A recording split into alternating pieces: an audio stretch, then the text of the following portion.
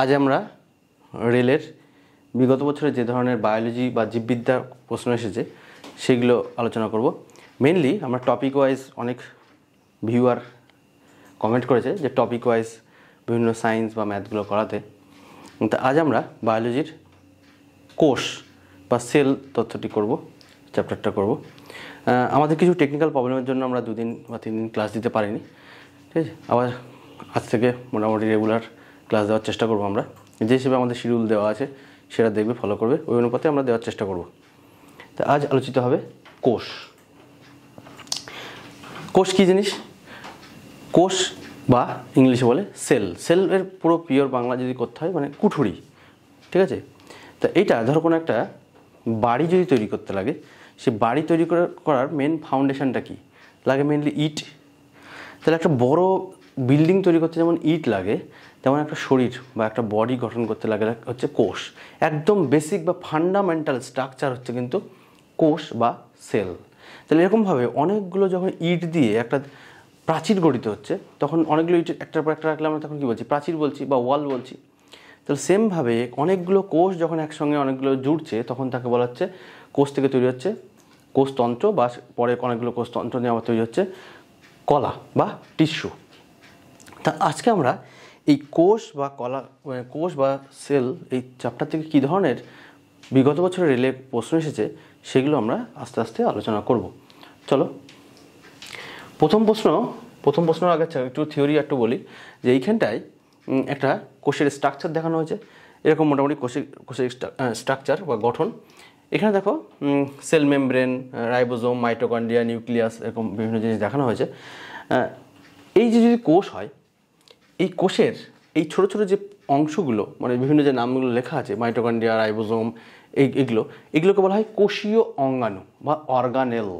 তাহলে যেখানে যেখানে আমরা কোষীয় অঙ্গাণু বা অর্গানেল বুঝবো, তাহলে এইগুলোকেই মেনলি বোঝাবে, ঠিক আছে। এগুলো কোষের বিভিন্ন উপাদান বলতে পারি, ঠিক আছে, কোষের বিভিন্ন অংশ। এই যদি টোটাল কোষ হয়, তাহলে কোষের একটা কি থাকে? একটা ব্রেন থাকতে লাগবে, তাই তো। তাহলে কোষের ব্রেন বা কোষকে টোটাল কন্ট্রোল করতে গেলে একটা নির্দিষ্ট পয়েন্ট বা একটা স্পট বা একটা পাওয়ার হাউস দরকার, বা একটা পয়েন্ট দরকার মেনলি। সেটাকে বলা হয় কোষের নিউক্লিয়াস, ঠিক আছে। কোষের ব্রেন, ওটা কম্পিউটারের ব্রেন কি? সিপিইউ। তাহলে সেমভাবে কোষের যে ব্রেন সেটা হচ্ছে কি? নিউক্লিয়াস। এখান থেকে সমস্ত ইনফরমেশান পাঠানো বা গ্রহণ করা হয় আর কি। তাহলে এই শুধুমাত্র যদি এই ব্রেনটাকে বাদ দিতে হয়, মানে নিউক্লিয়াসটা বাদ দিতে হয়, তাহলে পড়ে থাকে হচ্ছে বাইরের অংশ। এটা বলি, এই যে নিউক্লিয়াস, এর আগে যদি ঘটনা বলি, মেনলি কোষের একটা অংশ আছে, সেটাকে প্রোটোপ্লাজম বলে। এই প্রোটোপ্লাজমের দুটো ভাগ থাকে। প্রোটোপ্লাজমের দুটো ভাগ, একটা হচ্ছে প্রোটোপ্লাজমের দুটো ভাগ, একটা হচ্ছে নিউক্লিয়াস যেটা সেন্টার রয়েছে, এইটা তোমার হচ্ছে নিউক্লিয়াস। এবং এই নিউক্লিয়াস বাদ দিয়ে বাকি যে অংশটা রয়েছে, যে তরল অংশ, ফ্লুইড রয়েছে, যেটাকে আমরা ফ্লুইডকে ন্যাচারালি কোষের ক্ষেত্রে আমরা ধাত্র বা ম্যাট্রিক্স বলবো, সেই জায়গাটাকে আমরা বলবো সাইটোপ্লাজম। এই যে তরল যে অংশগুলো রয়েছে সেই জায়গাগুলো মানে সাইটোপ্লাজম বলবো আর কি। তাহলে এখানে দুটো অংশ পেলাম প্রোটোপ্লাজমের একটা অংশ পেলাম নিউক্লিয়াস বাদ দিয়ে বাকি যে তরলীকৃত অংশ রয়েছে তাকে বলছি সাইটোপ্লাজম। বোঝা গেল? নেক্সট চলো, এইখানে আরও কিছু কোষীয় অঙ্গাণু রয়েছে। এখানে রয়েছে দেখো, এই যে লম্বাকৃতি এই অংশটাকে বলা হচ্ছে তোমার endoplasmic reticulum, ER, eastern railway, হয়েছে, স্টার্ন রেলওয়ে, ইআর আবার 2 রকমের হয়। একটা এসইআর মানে সাউথ ইস্টার্ন রেলওয়ে, এসইআর না কিন্তু, এটা কী হবে? Smooth endoplasmic reticulum. আর কি হয়? আরইআর। একটা এসইআর, একটা আরইআর মানে রাফ এন্ডোপ্লাজমিক রেটিকুলাম, মানে একটা মসৃণ, একটা হচ্ছে অমসৃণ। এই হলো, এর আবার ভাগ আছে, সেগুলো আমরা আস্তে আস্তে পরে পড়বো। আচ্ছা, একদম যে বাইরের অংশটা, কোষের যে বাইরের অংশটাকে, সেটা থাকে মেনলি সেল ওয়াল। এর বাইরে একটা অংশ থাকে, সেটা থেকে সেল ওয়াল, ঠিক আছে, সেল ওয়াল। এইটা মেনলি, এটা দেখে বুঝতে পারছি সেল ওয়াল যেহেতু নেই, তার মানে এটা প্রাণী কোষকে দেখানো হয়েছে, অ্যানিমেল সেলকে দেখানো হলো। যার বাইরে একটা এক্সট্রা ওয়াল থাকবে তাকে বলবো হচ্ছে সেল ওয়াল। তাকে বলবো কি? সেল ওয়াল বা কোষ প্রাচীর। ওয়াল মানে প্রাচীর বা দেওয়াল। তাহলে এই সেল ওয়াল কিন্তু প্রাণী কোষে থাকে না, মেনলি সেল ওয়াল থাকে উদ্ভিদ কোষে। ঠিক আছে, তাহলে উদ্ভিদ কোষে কিন্তু সেল ওয়াল এবং মানে সেল ওয়ালটা থাকা মাস্ট, প্রাণী কোষে কিন্তু কোনো সেল ওয়াল থাকছে না। ঠিক আছে, তাহলে সেল ওয়ালের কাজ কি বা সেল মেমব্রেনের কাজ কি? ওয়ালের যা কাজ, বাইরে থেকে কোনো ঢিল বা কোনো বস্তু যদি ছুঁড়ে দিই যেন সেটা কোনো বাড়িতে না লাগে বা কাজ যেন না ভেঙে যায়, তার জন্য আমরা ওয়াল দিয়ে দিই, মানে দেওয়াল দিয়ে দিই, তাই না, প্রাচীর দিই। তাহলে প্রাচীরের যা কাজ, বাইরের বিভিন্ন আঘাত থেকে বাড়িগুলোকে কী করে প্রোটেকশান দেয়। তাহলে ঠিক সেম জিনিস এই ওয়ালেরও তাই কাজ, সেল ওয়াল বা কোষ প্রাচীরও একই কাজ। ঠিক আছে, আচ্ছা চলো আস্তে আস্তে ভিতরের দিকে যাই। প্রথম প্রশ্ন দেখব আমরা, 1 নম্বর প্রশ্ন, কোন কোষীয় অঙ্গাণুকে কোষের আত্মঘাতী থলি বলা হয়? Lysosome, nucleus, mitochondria, centrosome. কোষের আত্মঘাতী থলি মানে suicidal bag of the cell, কোনটাকে কোষের সুইসাইডাল ব্যাগ বলা হয় বা আত্মঘাতী থলি? সঠিক উত্তর হয়ে যাবে কি? অবশ্যই সঠিক উত্তর হয়ে যাবে অপশান এ, লাইসোজোম। হয়েছে, এটা কোষের মধ্যে থাকে। এ কি করে, বিভিন্ন কোষীয় উপাদানগুলোকে বাইরে থেকে যদি কোনো কোষীয় উপাদান ভিতরে ঢোকে, মানে যেটা দেহের পক্ষে হার্মফুল, তাকে কিন্তু ফ্যাগোসাইটোসিস পদ্ধতিতে তাকে ধ্বংস করে দেয়। ঠিক আছে, পদ্ধতিটার নাম মনে রাখতে হবে, ফ্যাগোসাইটোসিস পদ্ধতি। আর একটা পদ্ধতি আছে অটোফ্যাগি। ঠিক আছে, ওর নিজে যদি খেয়ে ফেলে সেটাকে অটোফ্যাগি। ঠিক আছে, যাই হোক, তাহলে ওটাকে ধ্বংসপ্রাপ্ত করে। কিছু কিছু সময় এমনকি ওই কোষীয় অঙ্গাণুকে মারতে গিয়ে নিজেও কিন্তু মৃত্যুবরণ করে। ঠিক আছে, এজন্য একে বলা হচ্ছে আত্মঘাতী থলি। ঠিক আছে, সুইসাইড, একদম নিজে সুইসাইড করে ফেলছে। ঠিক আছে, আত্মঘাতী। অনেক সময় শুধু যে আত্মঘাতী থলি এরকম আসবে নাও হতে পারে, এটাকে কোষের অ্যাটম বোম বলা হয়। Atom bomb of the cell, atom bomb, atom bomb of the cell, কোষের অ্যাটম বোম। হয়েছে, অনেক সময় এটাকে মানে ক্লিন ক্লিয়ারও বলা হয়, মানে সবসময় একদম মানে পরিষ্কার করে দেয়, মানে অন্যান্য রোগ জীবাণুকে এ কিন্তু তাকে ধ্বংসপ্রাপ্ত করিয়ে রোগ মানে কোষটাকে একদম পরিষ্কার রাখে, যেন ক্লিন ক্লিয়ারও অনেক সময় বলা হয় অ্যাটম বোমকে। অ্যাটম বোম বলতে লাইসোজোমকে। আচ্ছা, এটা যেন গুলিয়ে না যায় যে লাইসোজোম আমরা এখানে যেমন পড়ছি, অনেক সময় আমরা অন্য জায়গায় লাইসোজাইম বলে একটা জিনিস পড়বো, লাইসোজাইম, লাইসোজাইম। লাইসোজোম আর লাইসোজাইম কিন্তু এক জিনিস নয়। লাইসোজাইমটা কি জিনিস? লাইসোজাইম হচ্ছে একটা উৎসেচক, আর লাইসোজোমটা কি? একটা হচ্ছে কোষীয় অঙ্গাণু। ঠিক আছে, যেটা কোষের মধ্যে রয়েছে। আর লাইসোজাইম হচ্ছে একটা উৎসেচক যেটা চোখে থাকে। বাইরে থেকে কোনো ছোটো বস্তু বা পোকামাকড় যদি চোখে ঢোকে, দেখবো সেটাকে চোখের থেকে জল বেরোয় এবং তার মধ্যে একটা উৎসেচক থাকে, সেটা হচ্ছে লাইসোজাইম উৎসেচক। সেই ছোটো পোকামাকড়গুলোকে ও কী করে, চোখের মানে যে জলটা রয়েছে, যে অশ্রুটা রয়েছে, টিয়ার রয়েছে, তার মধ্যে এই লাইসোজোম থাকার ফলে ওই রোগ জীবাণুটা কিন্তু মানে ওই ছোটো পোকামাকড়টা গিয়ে ধ্বংসপ্রাপ্ত হয়। তাহলে এটা আমরা বুঝলাম যে লাইসোজোম এবং লাইসোজাইম অলমোস্ট সিমিলার শুনতে। তার মানে লাইসোজোমটা কী হচ্ছে? আত্মঘাতী থলি, যেটা হচ্ছে একটা কোষ অঙ্গাণু বা অর্গানেল। আর লাইসোজাইম হচ্ছে একটা উৎসেচক, একটা এনজাইম। হলো, পরের অপশান দেখো, অপশান বিতে ছিল কি? নিউক্লিয়াস। নিউক্লিয়াসকে কেবলই বললাম, নিউক্লিয়াসকে কী বলা হয়? কোষের ব্রেন বলা হয় এটাকে। ঠিক আছে, কোষের ব্রেন, কোষের মস্তিষ্ক বলা হয় কাকে? নিউক্লিয়াসকে। হয়েছে, নিউক্লিয়াসটা কিন্তু আমরা আলাদা জায়গায় পড়েছি। তার মানে কোনো কিছু সেন্টার যদি বোঝাই তখন আমরা তাকে বলি কি? নিউক্লিয়াস। যেমন ওই যখন আমরা অ্যাটমিক স্ট্রাকচার পড়েছিলাম তখনও কিন্তু আমরা নিউক্লিয়াস পড়েছি, যে সেখানে এরকম নিউক্লিয়াস ছিল যার মধ্যে প্রোটন ছিল, নিউট্রন ছিল, যাকে কেন্দ্র করে ইলেকট্রনগুলো ঘুরছিল, তাই তো? তাহলে দেখো সেন্টারে যা থাকছে মোটামুটি সেগুলোকে তার নাম দিচ্ছে কি? নিউক্লিয়াস। তাহলে এক্ষেত্রে কোষের ক্ষেত্রে যেহেতু সেন্টারে আছে কে? নিউক্লিয়াস, তাহলে এটাকেও সেই একই নাম বলছে, নিউক্লিয়াস বা কেন্দ্রক। তাহলে এটাকেও সেগুলো নিউক্লিয়াস বা কেন্দ্রক। পরে দেখো অপশান সিতে আছে মাইটোকন্ড্রিয়া। মাইটোকন্ড্রিয়াকে কী বলা হয়? কোষের পাওয়ার হাউস বলা হয়, কোষের পাওয়ার হাউস, কোষের শক্তি ঘর, এটা পাওয়ার হাউস। ঠিক আছে, কোষের পাওয়ার হাউস বা কোষের শক্তি ঘর। সেন্ট্রোজোম, সেন্ট্রোজোমের মেন কাজ হচ্ছে মেনলি কোষীয় অঙ্গাণু এগুলোকে বা তোমার কী বলে কোষ বিভাজনে সহায়তা করা। ঠিক আছে, সেন্ট্রোজোম।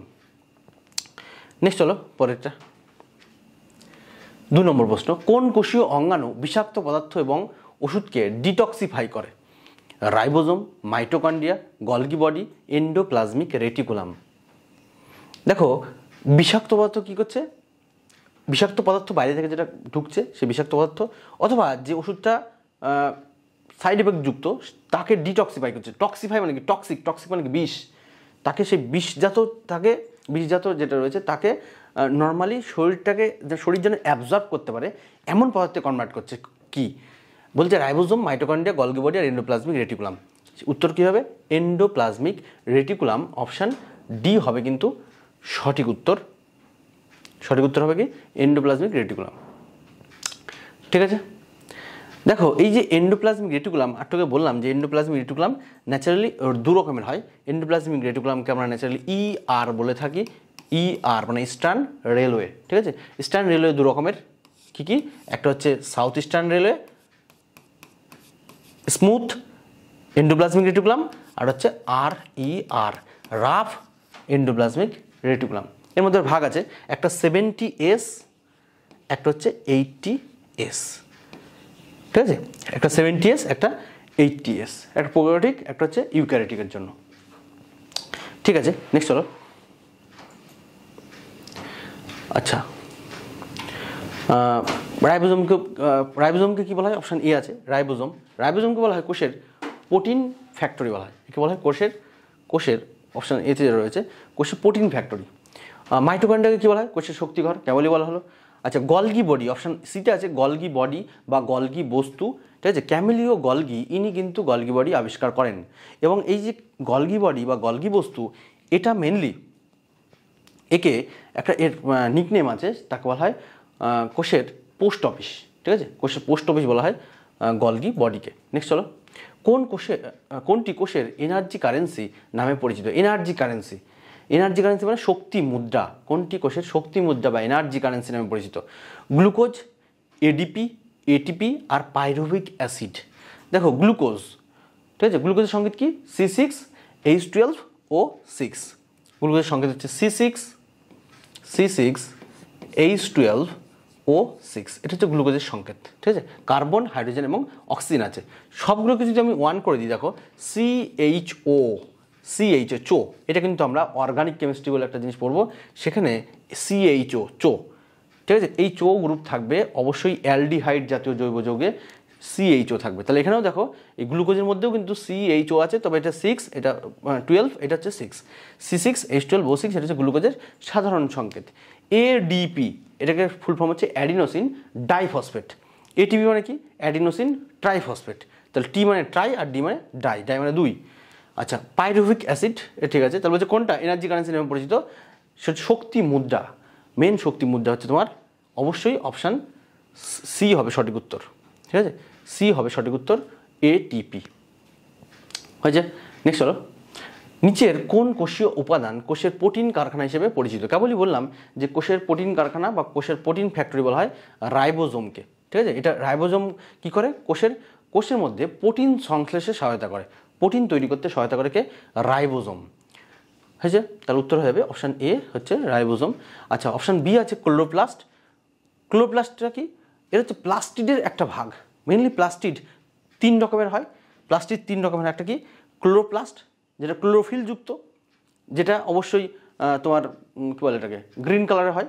ঠিক আছে, যেটা সালোকসংশ্লেষে সহায়তা করে, এটা হচ্ছে ক্লোরোপ্লাস্ট। এছাড়া আর কি আছে? একটা হচ্ছে লিউকোপ্লাস্ট আর হচ্ছে ক্রোমোপ্লাস্ট। ক্রোমোপ্লাস্ট কী করে? যত রঙিন শাকসবজি আছে, ধরো তুমি গাজরের এটা হচ্ছে ক্রোমোপ্লাস্টের মধ্যে গাজরে থাকে তোমার হচ্ছে ক্রোমাটিন নামে একটা প্রোটিন। ঠিক আছে, মানে ক্রোমাটিন আর কি, যার জন্য গাজর ওরকম রঙিন হয়। যেমন লাইকোপেন যেমন টমেটোর জন্য লাইকোপেন। ঠিক আছে, এটাও ওই ক্রোমাটিনের মানে ক্রোমোপ্লাস্টেরই একটা ভাগ। তাহলে 3টে ভাগ পেলাম, একটা ক্লোরোপ্লাস্ট, একটা ক্রোমোপ্লাস্ট বললাম কি? ক্রোমোপ্লাস্ট তোমার মেনলি কালারফুল যত শাকসবজি আছে সেগুলো হচ্ছে সব ক্রোমোপ্লাস্ট। আর লাস্ট হচ্ছে 3 নম্বর হচ্ছে লিউকোপ্লাস্ট। লিউকোটেপ জুড়ে দিলে কী হয়? কোনো মুখে সাউন্ড বেরোবে না। তাহলে এটা তো তাই, লিউকোপ্লাস্ট যেটা সেটা একদম কালারলেস, কোনো কালার থাকবে না। ঠিক আছে, তাহলে লিউকোপ্লাস্ট, ক্লোরোপ্লাস্ট আর কি ক্রোমোপ্লাস্ট হচ্ছে। ক্লোরোপ্লাস্ট হচ্ছে ক্লোরোফিল যুক্ত, যেটা সবুজ বর্ণের হবে।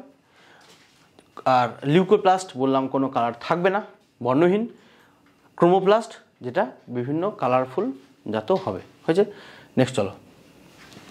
উদ্ভিদ কোষের মধ্যে বজ্র পদার্থ কোথায় সংরক্ষিত হয়? বজ্র পদার্থ, ঠিক আছে, ওয়েস্টেজ যে ম্যাটেরিয়াল সেটা কোথায় সংরক্ষিত থাকবে? তুমি বলো, যে কোনো বাড়ির ওয়েস্টেজ যেগুলো আমরা কোথায় রাখি? ভাগাড়ে রাখি। কোনো গর্ত মর্ত যেখানে থাকবে, কোথায় পাশে গর্ত আছে, কোথায় দূরে গর্ত আছে, সেই সব জায়গায় আমরা রাখবো, নিশ্চয়ই বাড়ির মধ্যে রাখবো না। অপশান কি আছে দেখি, অপশান এ আছে গলগি বডি, লাইসোজোম, ভ্যাকুয়ালস আর মাইটোকন্ড্রিয়া।